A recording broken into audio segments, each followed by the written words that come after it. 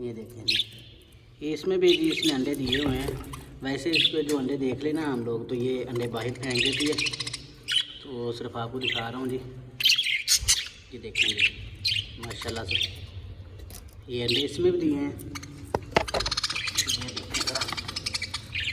इसमें अंडे नहीं दिए तो ये जगह बना रही है, क्योंकि आजकल जो है ना सर्दी का सीज़न आ गया है, तो सर्दी के सीज़न में जो है ना ये अंडे तकरीबन